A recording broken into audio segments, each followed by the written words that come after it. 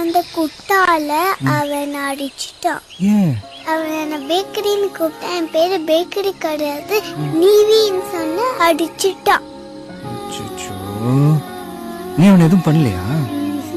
ஏன்?